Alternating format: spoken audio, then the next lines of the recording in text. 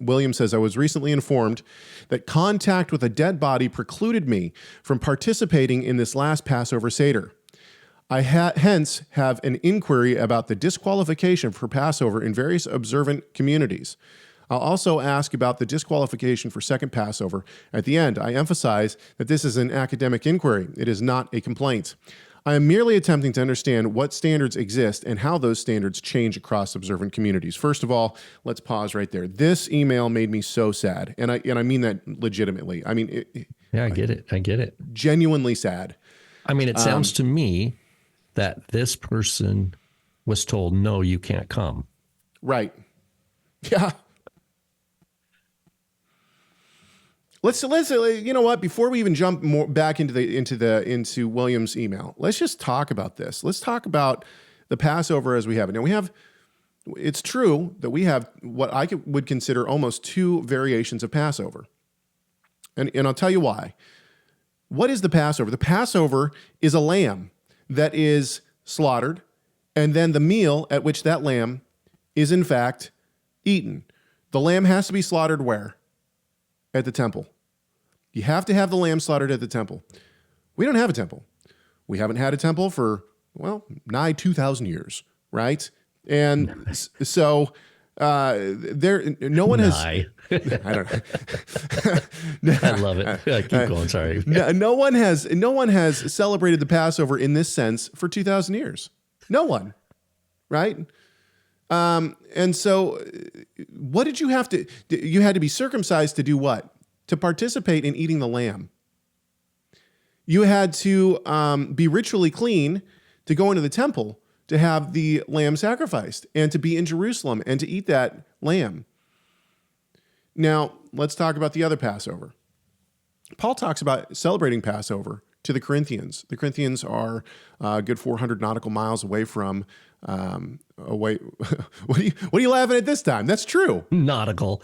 You got. I mean, that's just great. It's like, hey I'm man, getting smarter. Like can you tell that I've been reading 2,000 years nautical miles? Sorry, dude. I'm not laughing at you. I enjoy it. I feel like you're laughing at me, but that's okay. No, I don't mind. It tickles. It tickles your fancy. Funny bone. Okay, here we go. Here we go. Sophistication. Okay, well, it's longer if you don't take the water to get from Corinth to Jerusalem. How else would you say that? Okay, anyway, so the point is that unless you are Rob who wants to walk around the entire peninsula, it's 400 miles to Jerusalem from Corinth. So the question is this: do we actually think that Paul is thinking that the Corinthians are going to Jerusalem? And I would say no. Paul doesn't expect them to go to Jerusalem. So then the question is do the Corinthians have the Passover at their table? Obviously not. They do not. They do not have a Passover lamb. Even if they slaughter a lamb and roast it over an open fire and bring it into their house, it's still not the Passover lamb. It has to be slaughtered in the temple. So, then why does he say, therefore, celebrate the feast? And I would argue that Paul is telling them to celebrate the festival of Passover anyway, even without the lamb. And so this is the kind of Passover that we are celebrating, right? We're celebrating a lambless Passover. Now, we have the lamb of Yeshua,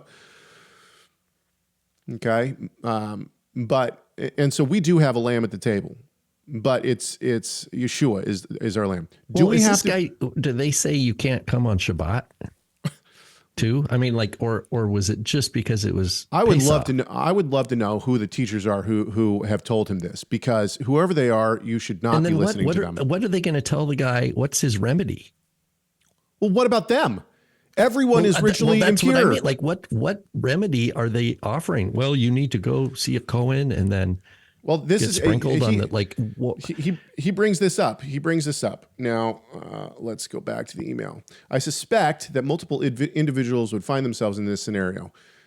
Well, everyone finds themselves in this scenario. Well, because everyone is ritually impure by corpse defilement. If I get touched by somebody who has corpse defilement, then you're not even going to know it. You're not even. I wouldn't even know it. And so, I mean, have you? Would in some, but Yeah. It doesn't matter. The point is, everybody, since there hasn't been a temple in 2,000 years, every single person is corpse defiled. Every single person, including the person who told you this nonsense. Yeah. Yeah. That is and it's, you know what? It's probably a Messianic rabbi. Oh, of course it is. I might. Unless he's listening to like some Orthodox people or something who are saying that he needs to go have a mikveh or something like that. Even then, and this will play into our next conversation about man-made tradition and how this would work. Now, I'm not saying that mikvahs are man-made. In fact, I would say that we still can't observe mikvahs today, but not in the way that the Orthodox tell us they have to be done, right? There's all these prescriptions on, it's got to be this, this, and this. Thank you so much for watching this video. Tell us your thoughts on this subject by leaving a comment in the comment section. Make sure you like, share, subscribe, and enable those notifications. And we'll see you in the next video.